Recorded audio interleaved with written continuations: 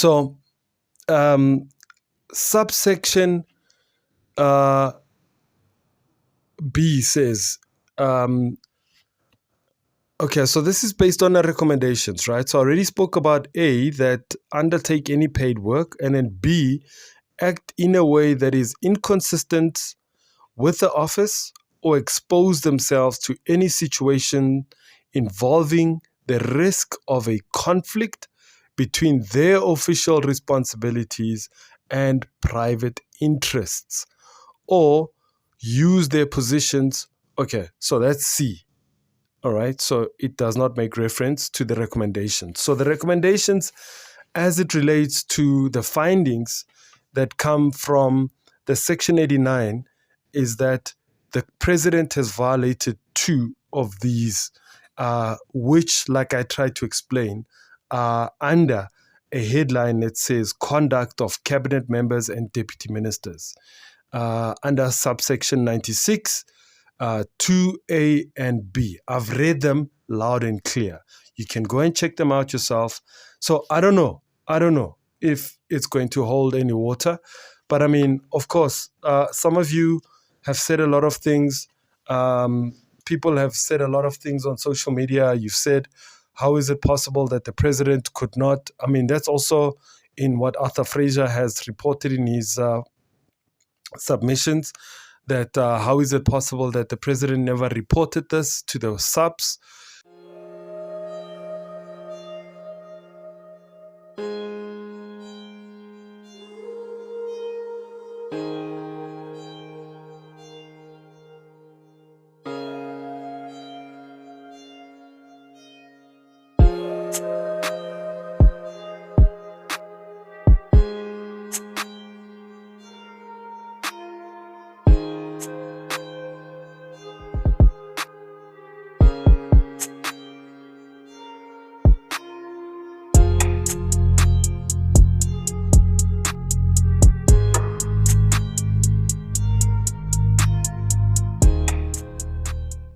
Yo, what's going on, people? What's happening, free riders? Welcome to it, man. Welcome to another episode of the Free Ride Podcast. And of course, today it is the Unfiltered Truth.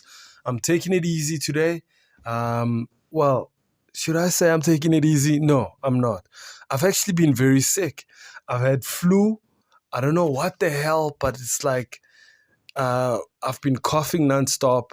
So if I cough throughout my episode, please do not... you're not going to catch it, right? But I've been trying to avoid doing interviews for the last week or so because I think since the smoke interview and since the smoke performance at in Johannesburg when he was launching his album, and probably that Sunday, I was invited to a meeting. And I since that Sunday meeting, man, at the ANC headquarters, in preparation for the ANC conference that's coming up from the 16th till the 20th of December. Since that Sunday, hey man, like I think Monday I was like feeling it, and then like Tuesday I was down, I was bedridden on Wednesday, Thursday, Friday, Saturday. So I've just been like not well at all. So I felt, let me do this episode because I can talk on my own to you guys, maybe share my views with you guys on current affairs matters, because it's the unfiltered truths. And I could not, and I did not want to expose my guests to me having this flu. Listen, by the way, I did not go see a doctor. I've been trying some remedies at home. My wife has been helping me. My kids have been helping me, giving me stuff. So I'm hoping I'll be better this week. But I've been trying to tell my guests to say, listen, guys, I'm sorry, man. I don't want to expose you guys and then be sick. All right. So I'm talking about people like Mahluri Sambo, who I owe the interview. He's 21 years old. He's an author. He's from Soweto. He's been wanting to come onto the show. I'm talking about Drenko, who's an artist. He's an actor. He's a businessman who's been wanting to be on the show. I know that I was supposed to have him about a week or two ago. Just so many things have been happening. Siyabonga Mazibuko, he wanted to be on the show today. He told me he was off from work today, so I could not make time to see him because I'm not feeling too good. I don't want to expose any of my guests to my cold or my flu. I've also got Liam Doyle, who's a pastor. Well, he's not a pastor, but he's involved in a church. I'm supposed to be speaking to him on a Wednesday this week to talk about the spirit of Christmas, to talk about, Christianity, praying, going to church, because it's December. A lot of people will be reflecting. They'll be thanking God at the end of the year just to say God has given them this year and given them life.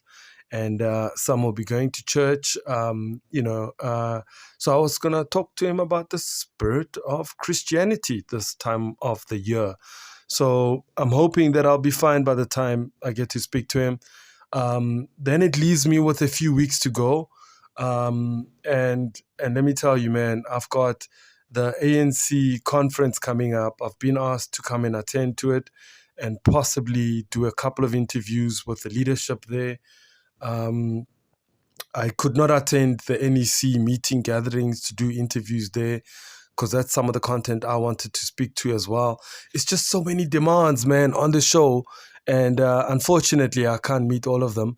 And I just beg you to be patient with me because I enjoy speaking to artists. I enjoy speaking to creatives and bringing them to the Free Ride podcast and chatting to them about what they do.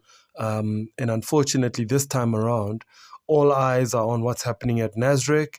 All eyes are looking at what's going on in the ANC with the lead up to the conference that is going to elect its top 6 leadership, the president, the chairperson, the deputy president, the treasurer, the secretary, and the deputy secretary, 2 deputy secretaries. So it's going to be a top 6, who's the top 7.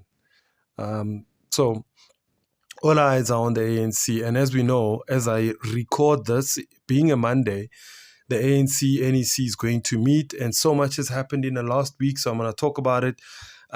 So welcome to it, man. Welcome to it. All right, so let's do this thing, all right? So here's the thing, right? The president was found wanting. There was a case that was opened. Well, was it a case? Arthur Fraser opened up a case against the president that there was a theft happening at his farm. And of course, that's where, Arthur Fraser, in a bicycle, somebody on your front wheel, putting a steel in front of your front wheel, and then you just tumble over. So the president was running, his campaign was doing well, he was leading the pack, he was leading Zweli Mkhize. Okay, ahead of that. But his presidency seemed like he was going to get a second term until Arthur Fraser came out of the woodwork with a piece of steel and put the steel in his front wheel of his bicycle. And the president tumbled all over, rolled over, was full of dust. And now the president is trying to get up and dust himself off. But can he dust himself off? Can he get back into the game? Can he go into the conference with a lot of confidence? We know that the branches of the ANC has given him the good support. So we don't know what's going to happen at the NEC today. But what has happened in the last week, all right? So there was a Section 89 panel that was put together by the Speaker of Parliament. And the Speaker of Parliament had put together this Section 89 because, Lord, please help me understand these things. I don't understand why there's a need for a panel to be set up in the first place to investigate this matter of the presidency when we have existing bodies to investigate, all right? Firstly, we've got SAPS. SAPS could have investigated what happened at the Phala farm. SIU could have done that. NPA could have done that. The public protector is sitting with a report which has not... Okay, the acting public protector is sitting with a report that has not made its way to Parliament. And she's giving us time frames of about 2 to 3 years before she finalizes the report. It's too late. Too late, right? You've got SARS, you've got the South African Reserve Bank. None of these entities that, now understand this, ne? All these entities have people that work there. These people are high-ranking officials who are earning over 1 million, 2 million, some of them, 3 million, some of them. They are creating a big government wage burden. They are getting paid, but they have not been able to give us any direction with regards to the Phala matter. There's been no word from SAPS, no word from SARS, no word from any of these entities, okay? So now the speaker, under pressure from the ATM and the EFF and other parties who have brought in a motion on the presidency and had to put together the Section 89 panel to investigate things that were supposed to be investigated by all these entities that I just spoke about. Anyway, it costed a couple of millions again, just like the Zondo Commission that had to be put together to investigate crimes committed by people employed in government. And this is besides the point that you've got committee meetings or, committees in parliament that do oversight over the executive. And yet we had to create a Zondo Commission that costed us over $1 billion. And now you're creating a Section 89 that costed a couple of millions to investigate, to actually do the job that people are already there to do. Yes, the government yet. Anyway, so this Section 89 has now, parliamentarians agreed that this Section 89 panel must go ahead, all right? They gave it thumbs up. They said, let this thing sit. And now this committee went and gave us 87 pages of, their findings based on the information that was given to them, which is, the motion from the ATM, submissions from the EFF, and other smaller nyana parties who are clubbing together to really take a knock to tackle the president and over this matter of Phala. And of course, one would argue, like ordinary South Africans, some of you have spoken to ask, and I've done this before to ask, relevant questions. I think it's relevant, according to me, because some of you have raised it on social media to say, how is it possible that the president could have that large sums of money?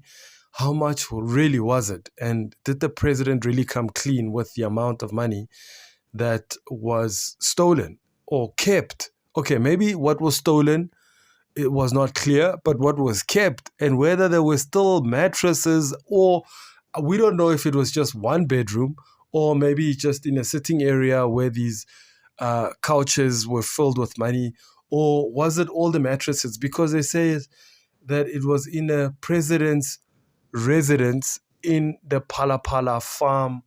And so we don't know whether there was more money stashed in other areas. And we don't know how much money was really there. Anyway, there's been other reports coming from Sunday newspapers saying that it was money that came from Saudi Arabia or money that was donated to the ANC meant to really pay the staff. We don't know if this is true or not. Nobody has the truth. The president has not come clean at the ANC's own Integrity Commission. The Integrity Commission's report has not come to the public. We don't know what's going on. But my God, the Section 89 panel has created such a debate. All right. So all these other bodies, they are constitutionalized bodies, right? By law, they should be there, right? They have not been able to do so. They failed at giving us any light as to what happened with regards to the Phala gate. But the Section 89 panel had 45 days. They asked for an extension. They gave us a damning report that actually created such a fireworks within the NEC. Now, one would ask, okay, but now all these NEC members, some of them are defending the president, some of them are attacking the president. So it makes sense because the the NEC has been divided over a long period of time since 2017 anyway. They were divided because, Ramaphosa came and won the conference. I'm not going to go into the details of, the unsealed CR17 bank records, the money used to buy votes and all of that stuff. That's old news, right? But we know that the NEC was divided into two factions, the CR17 faction and the RET faction. So the RET faction is now condemning the president. Nkosazana Dlamini Zuma is condemning the president, is asking the president to step down. And, Tony Yengeni has also come out and said a couple of nasty things. We know others like Carl Niehaus has been protesting. One man standing outside. He was there on Saturday. He was there on Sunday protesting. We saw that the Ramaphosa protesters or people who stand with the president also. Are you not all from the ANC? Cyril is not going anywhere. I will continue to state my case. Cyril Ramaphosa will go. He will go. And this is the time and behavior. Cyril is not going anywhere. I will not. You're not of the one. Who is This one is a Phala. We will stand our ground. Cyril Ramaphosa will go. He is not go. He will not go. He will not go. Cyril is not going anywhere.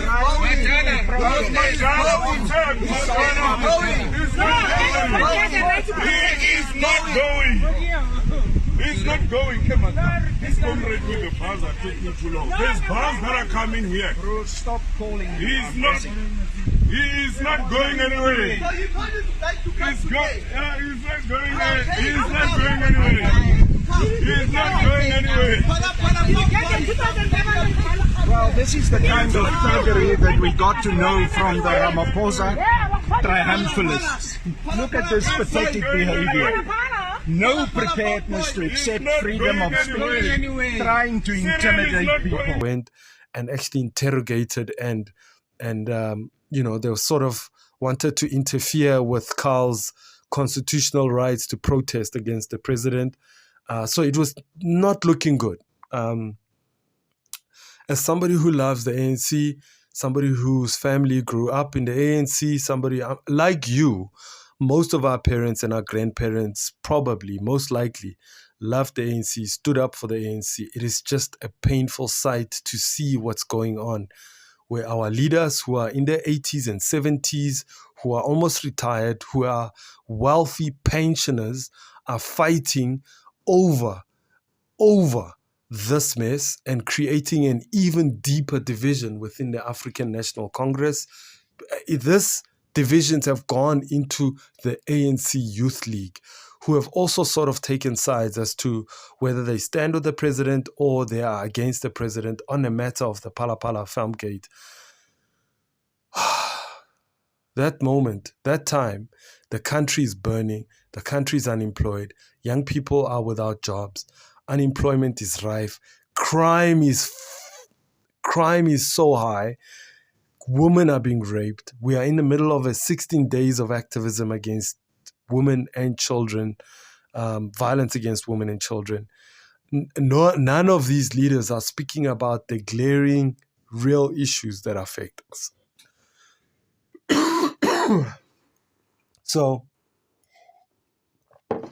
But instead, they are occupied by the Phala Farm Gate matter. My humble apologies, but I did explain. So I've got with me the Constitution. I tried to read 20 pages of the Section 89 panel. The first 21 pages I read, okay, it was just based on the information that was passed on by the EFF, by ATM. I have not gone into the details of the rest of the report. So I don't know the rest of the report. I don't have the other finer details. I'll read as I go. I sort of fell asleep as I was reading it. So I went to the recommendations, which were 3 recommendations. Well, 4, but the last 2 actually look the same. So the first 2 recommendations I'm going to speak to because it relates to the Constitution. The other recommendation is not in relation to the Constitution. So what does the Constitution, or what does the recommendation say? They say that Section 96,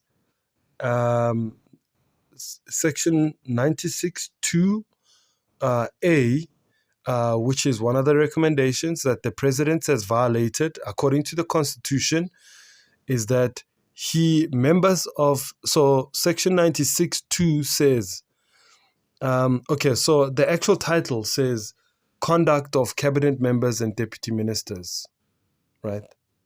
That's the title. Then under Section 96, it says, number 2 says, members of the cabinet and deputy ministers may not undertake any other paid work. All right. And then, so I tried to look at what it says about the removal of the president. Okay. So if there was an impeachment that was supposed to take or happen. All right. So if you look at the Constitution, I'm not a lawyer, so I'm just going to read it as I see it as an ordinary person. You can do the same, by the way. And I'm going to give my own interpretation, and it's not a legal interpretation. So removal of the president says the National Assembly, by resolution, adopted by a supporting vote of at least 2/3 of its members, may remove the president from office only on the grounds of A serious violation of the Constitution or the law, right?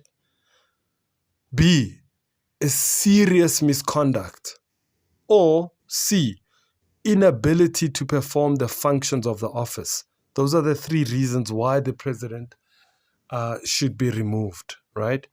And then Section 89(2) says anyone who has been removed from the office of the president in terms of subsection 1A or B may not receive any benefits of that office and may not serve in any public office, right? That is the removal of the president. So I don't know how opposition parties are going to try and twist this and argue this and call for an impeachment of the president, and whether there will be grounds for that impeachment. Because if you look at subsection 96, it says the conduct of cabinet members and deputy ministers. It does not say the conduct of the president and the deputy ministers, because the recommendations does not speak to the conduct of the president. Because even if I try to look at, Chapter 5, the president and the executive, I don't see anywhere where it speaks about the president having paid work, or whether the president can have a side job or a side gig, but it only makes reference to the title that says conduct of cabinet members and deputy ministers. Let's say this includes the president too, okay? So let's say that if members of the opposition and maybe comrades in the parliament and the NEC who are against Ramaphosa work on this particular subsection 2A, which says the president may not undertake any paid work. All right, so I'm going to take a break. I'll be back. I'll continue. Let me go see who's there, man. All right, so subsection B says, okay, so this is based on the recommendations, right? So I already spoke about A, that undertake any paid work, and then B, act in a way that is inconsistent with the office or expose themselves to any situation involving the risk of a conflict between their official responsibilities and private interests, or use their positions. Okay, so that's C. All right, so it does not make reference to the recommendations. So the recommendations, as it relates to the findings that come from the Section 89, is that the president has violated two of these, which, like I tried to explain, are under a headline that says conduct of cabinet members and deputy ministers. Under subsection 96, 2A and B. I've read them loud and clear. You can go and check them out yourself. So I don't know if it's going to hold any water. But I mean, of course, some of you have said a lot of things. People have said a lot of things on social media. You've said, how is it possible that the president could not? I mean, that's also in what Arthur Fraser has reported in his submissions, that how is it possible that the president never reported this to the subs, and that he reported it to his head of security in the presidency, Mr. Rood, and how is it possible that he never declared this to SARS? So we don't know what is the nature of what the NEC is going to find coming from today's meeting. The president went to, on Friday, there was a special NEC called. Actually, it was called on Thursday. It was postponed to Friday. The president did not pitch up. Then there were other members, according to the media, who said Thabo Mbeki stood up and asked, why is the president not present? And of course, which led to a meeting having to be postponed, or called to an end. And then then there was, I think everything was just rushed, and I think the office of the Secretary General, of course, Paul Mashatile, who's now acting in that particular position, may have called the meeting prematurely without following, because now the following proper channels, because it's just that the movement has just been caught wanting, because the report came, then there was a special NEC meeting called. What should have happened, according to what some were saying, is that the National Working Committee should have been called first to consider the report, to have an engagement. Whether the president would be part of that is another issue. But because he would be the person who would be discussed, they would be discussing him, he would not obviously form part of the National Working Committee. So they called for an NEC meeting instead of calling for a National Working Committee first to consider the report, to then have their own recommendations, and then take the report to NEC with the recommendations coming from the National Working Committee. And then so that by the time the National Executive Committee meets, they can consider the recommendations that come from the National Working Committee, as well as the report itself, and deliberate on those matters, and the president would not be present. So it was just a mess, because the president did not show up on Friday, and it looked like the president snubbed it. And then they said, no, he was consulting. And people were saying, but why? Who is he consulting? Is he consulting members of the private sector? Like, is he consulting his funders? Who is he consulting? He's the president of the ANC. And then on Saturday, he comes. He was then asked to attend on Saturday. Then he attends. Then he was told to recuse himself. So I don't understand if he was called to then be told, don't come here. Don't come. So we don't know why he was called in the first place to then be told not to attend. And then, of course, it was then the National Working Committee meeting on Saturday, and then today's meeting is then of the NEC. So we don't know what's going to happen.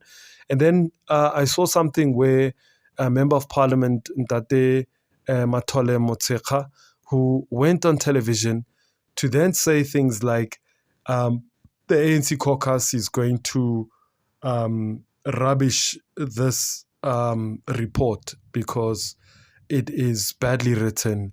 I've seen some of the ANC members saying things like, this report was badly written. Now, as a member of the ANC, because I've always been clear of this, and somebody who loves the ANC, like many of us do, many of you do, maybe we're upset about the ANC because of what it's done in the past, and therefore we decided we don't want to be part of it for whatever reason.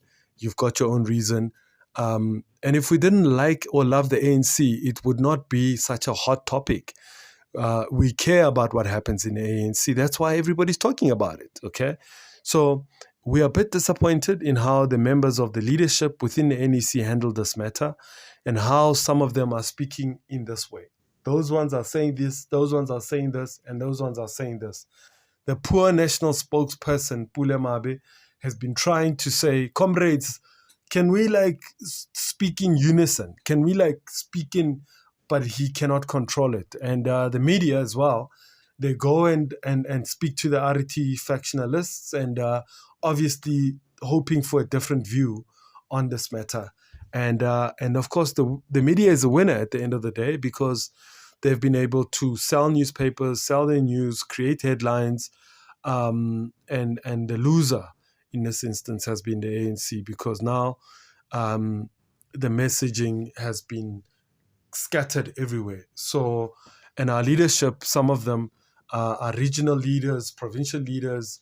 They are not speaking in unison with regards to their own policy on step aside. Some of them misinterpret what the policy actually says.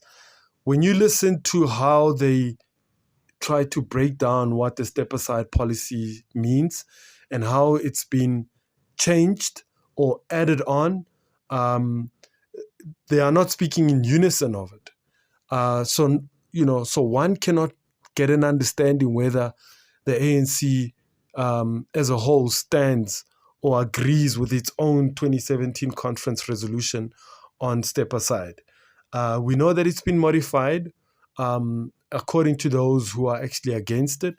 We know that some people were affected by the policy, people like Isma Khashule. There were some comrades in Polokwane in Polokwane who had to step aside because of the VBS scandals. Some didn't. We know some comrades who were found wanting regarding the issues of municipalities investing in the VBS scandals. Some of them are still serving in the movement. They did not step aside.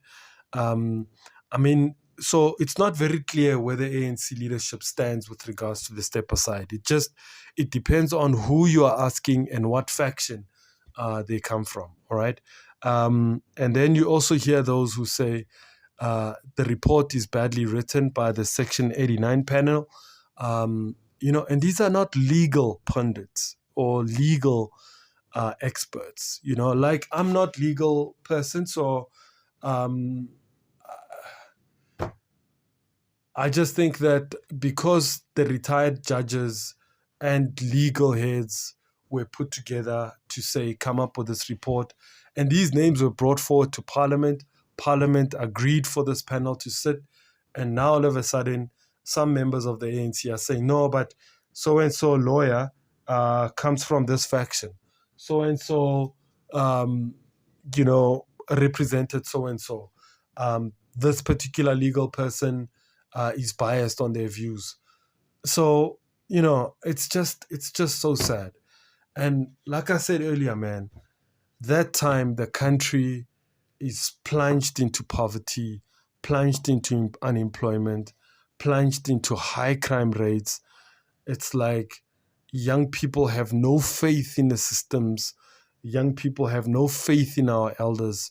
And yet our elders are fighting over a bone.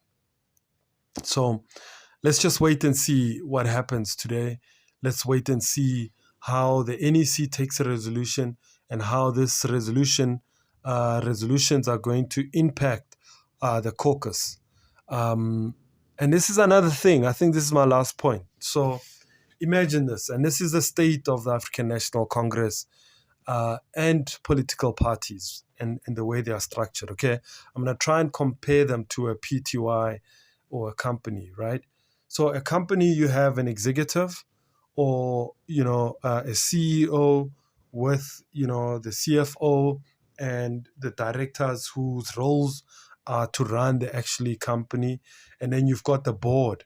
And the board has a chairman, has the deputy chair, and all the other board members whose sole responsibility is to get reports from the executive, the people who do the work, and the board gives recommendations and gives clarity and possibly gives direction and so on. So big multinational companies, PTY limited companies, they have boards and they've got the staff, right? In the ANC and political parties, you've got the NEC who represents the board, all right? And then you've got the very NEC that elects the president in the state, and 70% of the NEC who then becomes members of parliament and members of the provincial legislatures, premiers, etc. And then you expect the very same NEC to hold the executive to account. I mean, that just blows my mind. It just doesn't make sense. If the president messes up in the state, he's not going to hold himself as the president of the country, of the ANC, to account. I mean, he does not know which cap to wear. So he comes from the state, he goes into the NEC as the ANC president, and he will not look at himself objectively, his role in the state, and holding himself to account. The same goes for NEC members. That is why the country has plunged into the mess that we've had, because the very same NEC members, they conspire with each other so that they do not hold each other to account on the mess they're creating in the state. And the same thing happens from the NEC to the PECs. Now there are 9 provinces. There are 9 PECs. All these PEC members are also a premier, a finance MEC, MEC of what. 90% of the PECs actually serve in the state. So they will not be objective with holding themselves if they are failing in the state. Not if, they are failing in the state. And then we've seen now the Auditor General report saying billions of rands have gone missing with regard in the last financial year, that the state of our municipalities is damning. And you will find that the NECs, the PECs and RECs, the RECs is your regional executive committees. This is where your mayors come from, your MMCs of finance and so on come from. These people who serve in the NECs, PECs and RECs do not hold themselves to account when it comes to them accounting to how they've performed in the state. It's a mess. It's like you trying to be a referee, a player, a coach, a linesman, and what else? A kit manager. Like, how does it make sense? The only person I know who can pull it off is Andy Lempisan, who can be the chairman, he can be the captain, he can be a player, he can be a musician, and that's because Andile is a wealthy young 21-year-old. As for the rest of the other people, look, these are the people we vote for, people that when it comes to elections, we go and elect. These are the parties we go and vote for. They do not have the luxury of trying to play all these role players all at the same time. It does not work. It's like trying to be a father, a husband, a player, a boyfriend, a sugar daddy at the same time. And that time, you are a worker, you have all these roles. Somewhere along the line, the balls are going to fall. You cannot juggle all these responsibilities at the same time. So, in closing, the president is in trouble if in any way that they find that he has violated the Constitution. And if they can prove it, that he has violated it, and if they can prove that he's guilty, then he's going to be in trouble. And there's just about a few days to go before the Congress of the African National Congress that is going to take place at Nasrec. And let me tell you, man, it's going to be interesting times because the branches of the ANC are standing firm to support the president versus Zweli Mkhize. So we'll see what happens. So for now, this is where I come to the end of Unfiltered Truths. I thought, let me share my views. They are my views. And yes, they are not sponsored. And yes, I'm sorry that I have not been dropping a few episodes. Let me get well. And to all my guests, I thank you for showing an interest on coming onto the Free Ride podcast.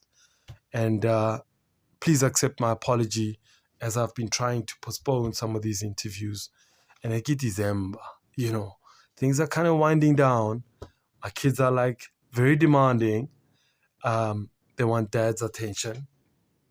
So we'll see how I play it out. And of course, I'm hoping to be at the conference. If all goes well, when I'm well, I should be there at the conference. There's a lot of work I've got to do that side. So we'll see how that goes down. So in the meantime, I'll continue to drop these episodes in between. Otherwise, expect to see a lot of the conference information that comes in between. But I want to appreciate you for loving the episodes that I keep dropping for you. This has been an amazing couple of months. The last 5 months across all platforms from TikTok. Listen, TikTokers, I want to appreciate you, man. You guys blew up my content like I've never expected, like I had never, ever imagined. I didn't know 4 months ago when I started getting into TikTok that I would reach just over 15,000 followers, like so quickly. I did not know that I would reach over 2.2 million views on TikTok in such a short space of time. You guys have been loving the content and I appreciate you. On YouTube, listen, I've reached 1,000 followers. And of course, all you subscribers, I appreciate you, free riders. It's been growing a little bit slower, but it's growing. You know what I'm saying? It's growing. And I appreciate it, man. And I mean, I wish that the algorithms were like favoring me on YouTube the way that they're favoring me on TikTok. But it's okay. I really appreciate the growth there.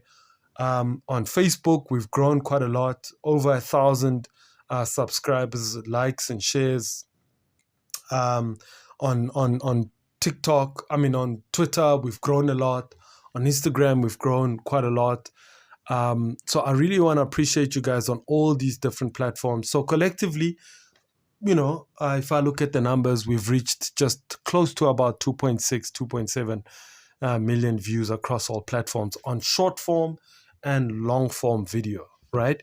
So I appreciate it. And also a special shout out, man, to Spreaker, to Spotify, to YouTube, to TikTok, to all these social media platforms for giving creatives like myself who love creating content at platforms, multiple platforms, like I've mentioned, to be able to create content that people can engage with, enjoy, like, share, talk about, and at times tell me shit. Some of you guys have told me so much shit on TikTok. And I don't mind because, it's your views and I appreciate them. And so this is not the end of the year video for me, but, let me try and get well. I might bring out another video depending on how the NEC sits. So I'll give you my views after maybe Tuesday, Wednesday, when Parliament sits. The EFF is also going to sit, so I'm waiting for Ramkopozi, Julius Malema, as he breaks it down. I love Julius, man. He's so entertaining. Sometimes you can take him with a pinch of salt. Sometimes you can take him seriously. Sometimes understand where he's coming from, right? He's an opposition party who comes from the ANC, so it's got a lot of inside info. So it's not always just Mgosi, all right? But it's going to be an interesting one to see what he has to say, Julius Malema, later this afternoon. All right, so this is how I'm signing out, man. This has been another episode of The Unfiltered Truths. And of course, I'm signing out. I'm out. Boom!